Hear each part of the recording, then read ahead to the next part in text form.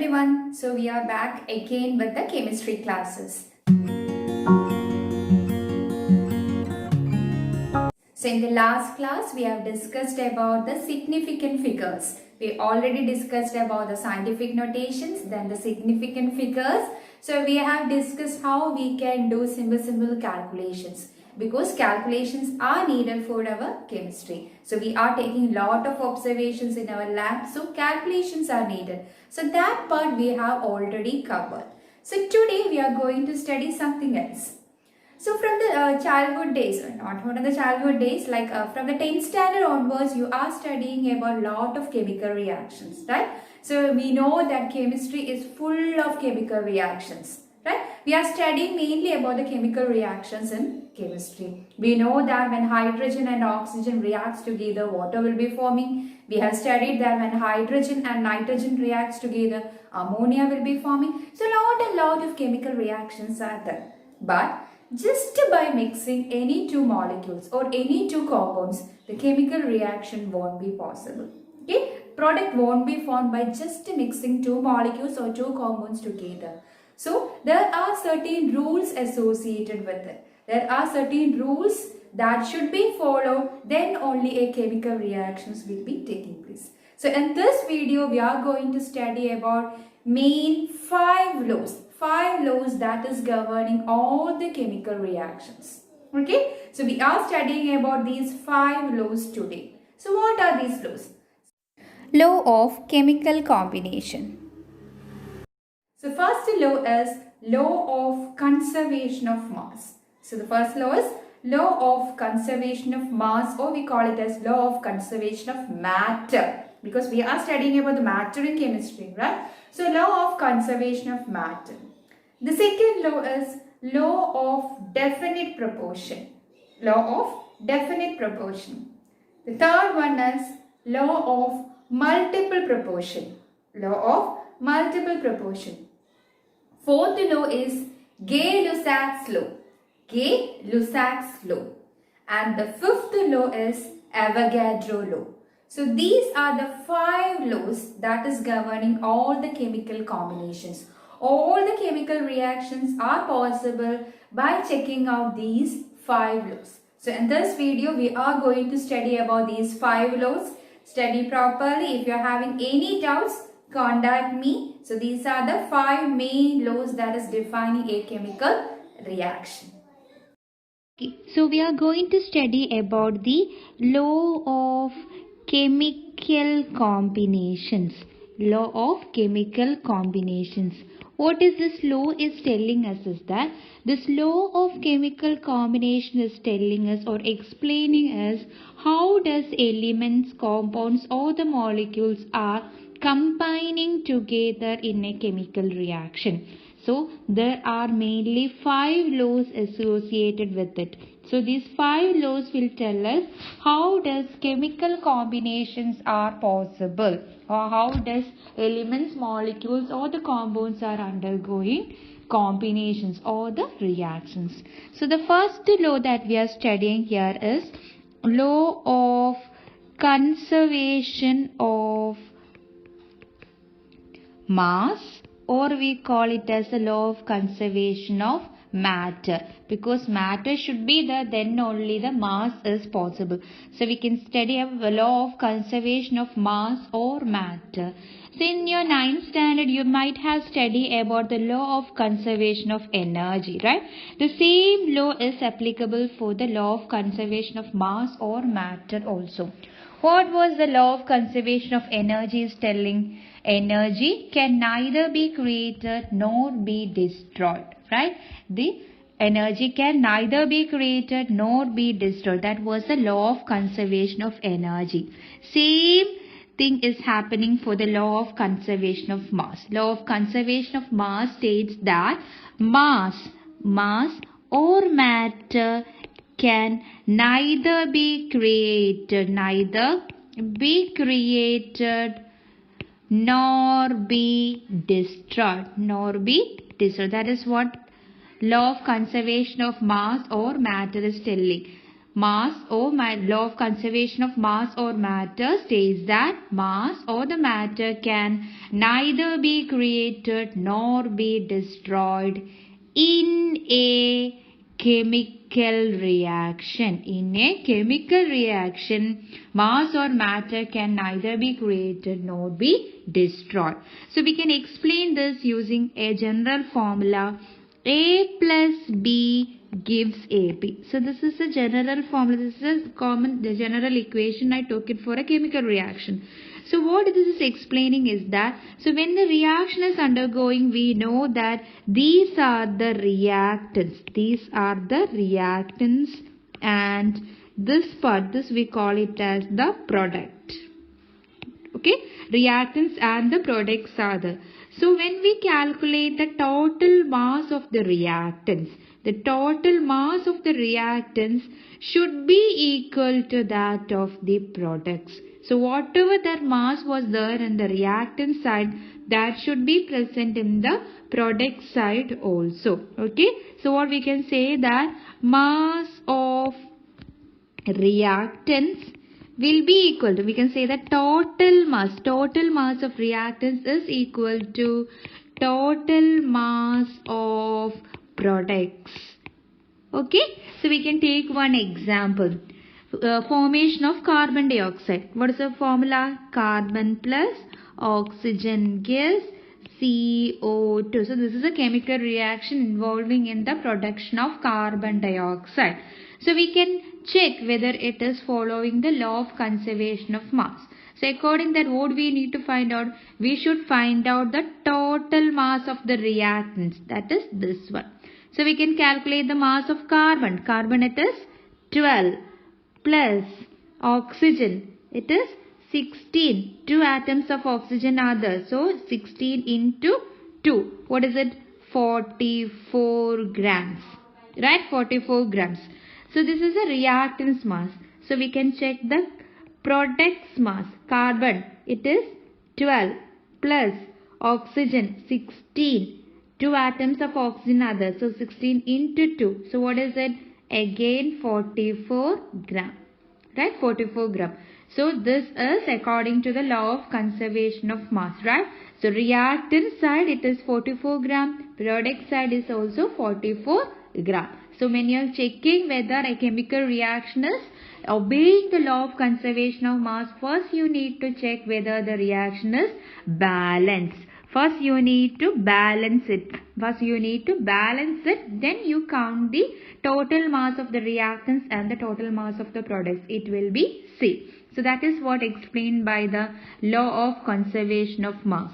What is that? Law of conservation of mass or matter states that mass or matter can neither be created nor be destroyed in a chemical reaction. Okay. Okay.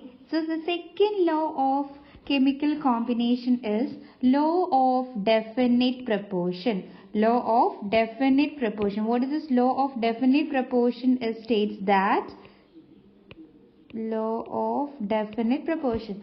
Law of definite proportion is put forward by the scientist Joseph Proust. So Joseph Proust has put forward the law of definite proportion. What does it state? That a given compound always contains exactly the same proportion of elements by weight. What does it state? A given compound always contains exactly the same proportion of elements by weight. What does it say? That irrespective of the source, a particular compound will always contain the same proportion of elements by weight. For example, we can clearly study about it by using an example, water. Right? So water chemical formula, we know that chemical formula of water is H2O. The chemical formula of water is H2O. So we can get the water from the tap water. So tap water is one of the source of water. Then again we will get the water from the rain. So rain is another source of water. Again, there are a lot of sources are there for the water. From the sea water, well, from the well we will get the water. Lot of sources are there for the water. Even we can prepare, we can manufacture water chemically. So different sources are there. So we are comparing two sources of water, that is tap water and the rainwater. So we are comparing two sources of water, that is tap water and rain. So irrespective of the source, in whichever the source the water is coming, it will always have the chemical formula H2O itself. Right? It will always contain the chemical formula H2O itself. Now if we are comparing the proportion of these elements by weight, so we can check the first one. H2O. We know that atomic mass of hydrogen is 1. So 2 atoms of hydrogen is there. So 1 into 2 plus, what is this oxygen? Oxygen's atomic mass is 16. So what is the ratio of it? 2:16. So hydrogen and oxygen is in the ratio of 2:16. That means again we can simplify it and write as 1:8. So the elements which is present in the water, if the source is tap water, is 1:8. They are existing in the proportion of 1:8. Hydrogen and oxygen are in the proportion of 1:8. Now we can look at the rainwater. Again the chemical formula is H2O itself. Again when you compare the proportion of their elements, hydrogen again 1 into 2 is 2. Oxygen it is 16 itself. Again 2:16, that is 1:8. So irrespective of the source, that is from whichever the source that is our water is getting, it will always, elements are always in a same proportion. Here also 1:8, here also 1:8. Okay, so that is what explained by the law of definite proportion. The next example we can take is about the copper carbonate, CuCO3. In CuCO3 we will get it from the nature, naturally copper carbonate is existing, and the synthetic manner also we can prepare the copper carbonate. So whether the source is from the nature or we are preparing it synthetically, artificially in our lab, this copper carbonate will always, all the elements, that is copper, then carbon and the oxygen, are existing in the same proportion. Their proportion will be the same itself.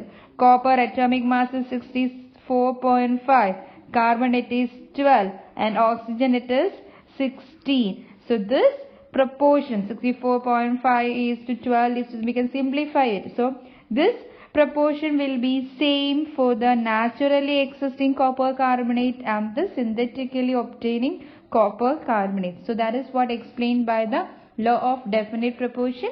So what is it saying? States that a given compound always contains exactly the same proportion of elements by weight, irrespective of the source from which that we are getting that particular compound. Okay, so this law was put forward by the scientist Joseph Proust.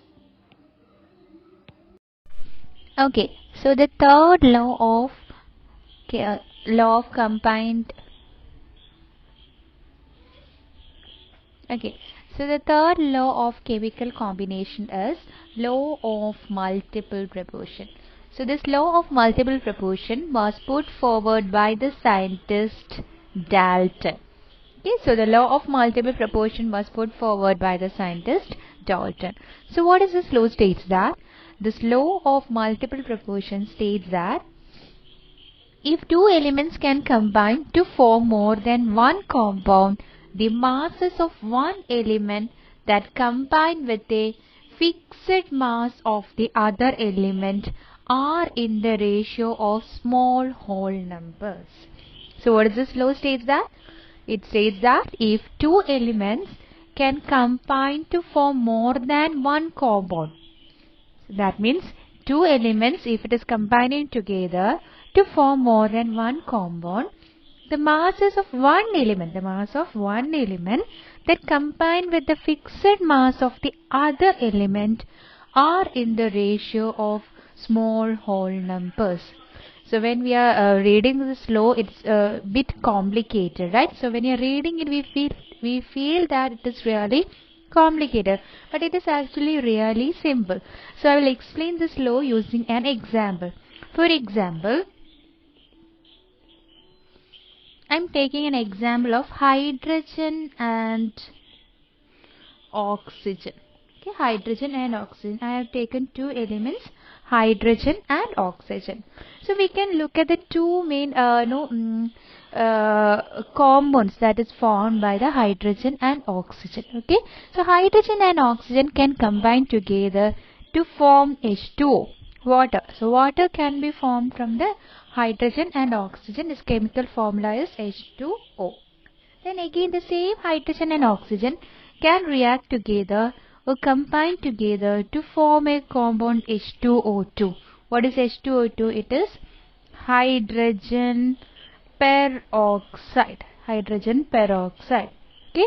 So H2O2 is also another compound which is formed from the same hydrogen and oxygen itself. So H2O and H2O2 are the two compounds which is formed from the elements hydrogen and oxygen.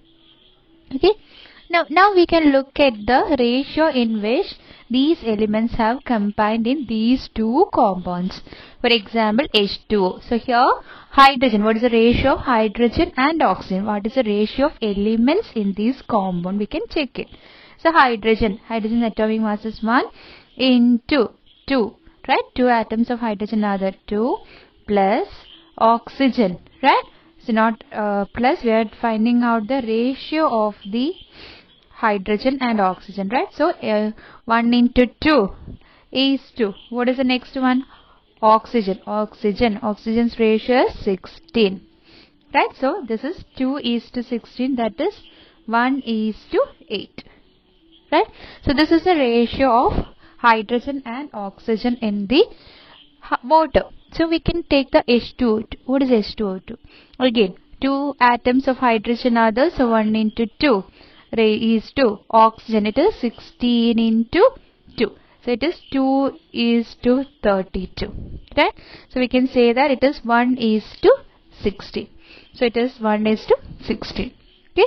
So when you look at these two compounds in H2O and H2O2, the hydrogen are present as the 1 itself, right? So when you take the ratio of it, both the hydrogen atoms and both the compounds, it is 1 itself. That means in both the compound it is 2 gram only, right? In both the compounds, hydrogen is present in 2 grams only.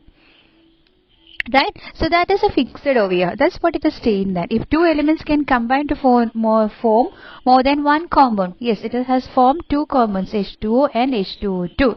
Same elements itself. The masses of one element that combined with the fixed mass of the other element. Which is the fixed mass over here? 2 gram. In both the cases, hydrogen is present in 2 grams only. So that means hydrogen's mass is fixed over here. H2O and H2O2, hydrogen's mass is fixed, that is the 2 gram itself. So what is it telling? If two elements can combine to form more than one compound, the masses of one element that combined with the fixed mass of the other element. So what is the states that? The mass of one element. So which element they are telling? It's about the oxygen. So it is oxygen that is combining with the fixed mass of the other element. So fixed mass of the other element means it is the mass of the hydrogen, right? So hydrogen is fixed over here. So the masses of one element that combine with the fixed mass of the other element are in the ratio of small whole numbers. It will be in the ratio of small whole numbers. So we can compare the masses of the oxygen, right?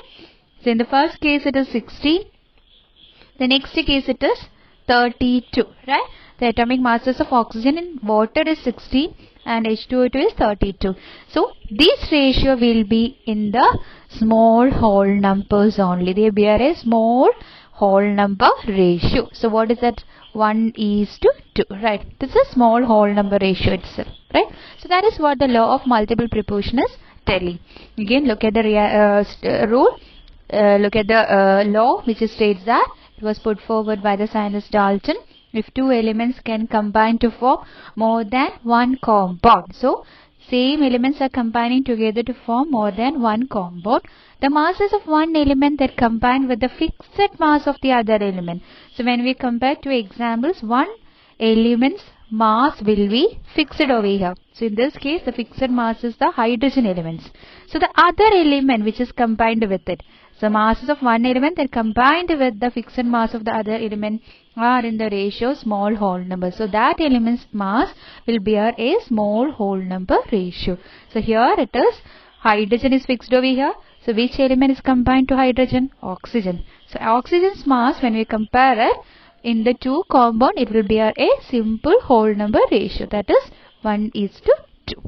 Okay. Okay. So the fourth law is Gay-Lussac's law of gaseous volumes. So the fourth law is Gay-Lussac's law of gaseous volume. So as the name indicates, this law was put forward by the scientist Gay-Lussac.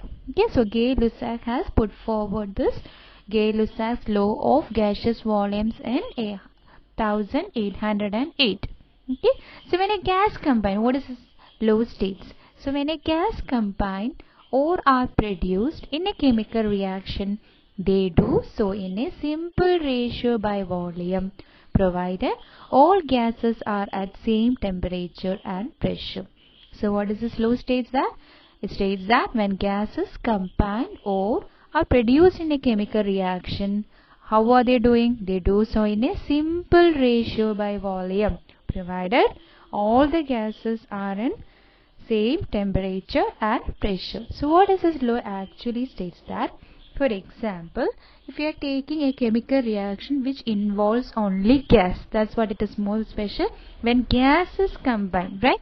So this reaction, all the reactants and the products should be in the gaseous state. For example, production of water vapor. Water in the form of gas, we call it as a water vapor. So hydrogen H2 plus O2 gives H2O. Everyone are in the gaseous state. Hydrogen gas, oxygen gas, and water is also in the water vapor form. So that is gaseous state, right? So we can balance this equation. So we'll get H2 is already balanced. Then hydrogen 2 and 2 over here. So now it is balanced. 2H2 plus O2 gives 2H2O.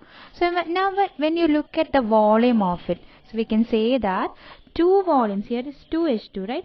So 2 volume of hydrogen is reacting with 1 volume of oxygen to produce 2 volume of water, right? So this is what we are getting from this chemical equation. 2 volume of hydrogen is reacting with 1 volume of oxygen to give 2 volume of water. So when you take the ratio of it, all the gases, when we are taking the ratio of all the gases involved in this chemical reaction, they will be in a simple whole number ratio. That is, these are in hydrogen, oxygen and water are in the ratio of 2:1:2. Okay, so that is what this law is stating. Okay, so 2 volume of hydrogen is reacting with 1 volume of oxygen to produce 2 volume of water. So they are in the ratio of 2:1:2. So whatever that volume that we are taking over here, all the volume correspondent to that particular volume, all the other volumes also will be changed. For example, here we have taken 2 volume. So volume, let it be 2 liters.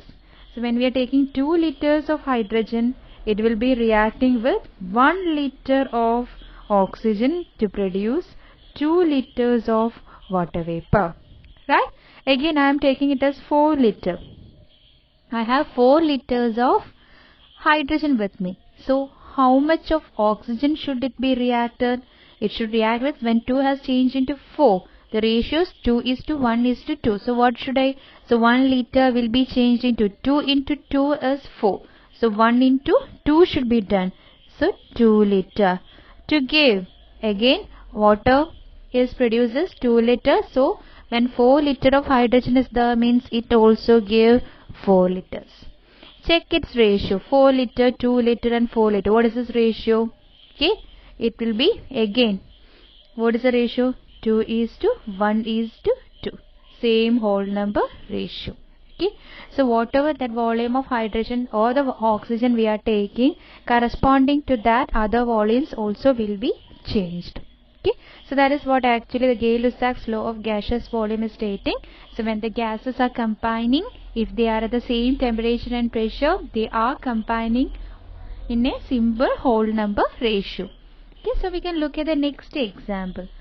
So we can look at the example of the Haber's process. Haber's process also we know that all the reactant and the products are in the gaseous state. Haber's process. What is this Haber's process? Production of ammonia. How do ammonia is produced? From nitrogen. N2 plus H2 gives NH3. So this is a reaction to produce ammonia. So now you balance it. Here 2 should be the right. 2. Then the hydrogen is 6 over here. So we'll add 3 over here. So is it balanced right now? Yes, right? It is balanced. Now you look at the reaction. Oh, nitrogen is in gaseous state. Hydrogen is in gaseous state. Again, ammonia, if it is produced, normally the ammonia will be in the liquid state or in the gaseous state itself. Ammonia vapors also can be produced. Okay. So now you look at over here. What is the ratio of here? Nitrogen is 1. 1 is 2. 3 is 2. 2. So this reaction is taking place in the 1 is to 3 is to 2 ratio. So when we are taking 1 ml of nitrogen, hydrogen, what is the amount of hydrogen that we need to take? 3 ml of hydrogen should be taken. So when they are reacting together, how much of ammonia will be produced? 2 ml of ammonia will be produced. Right? 1 is to 3 is to 2. Again, I am taking it as a 5 ml. I have 5 ml of nitrogen with me. So the ratio it is 1 is to 3 is to 2, right? So this will be changed into 1 into 5. So 3 into 5 is 15 ml. So 5 ml of nitrogen should be reacted with 15 ml of hydrogen to produce how much of, again it is 2 over here. So it should be 10 ml. So it will be producing 10 ml of ammonia. Now you counter check it whether you are getting the same ratio itself. So that is more important. 5 is to 15 is to 10. So what is that ratio? 1 is to 3 is to 2 itself, right? So that is how the gaseous reactants are doing. So again, what is the Gay-Lussac's law states that when gases combine or are produced in a chemical reaction, they do so in a simple ratio by volume. So they are in a simple ratio by volume provided all the gases are at the same temperature and pressure. Okay.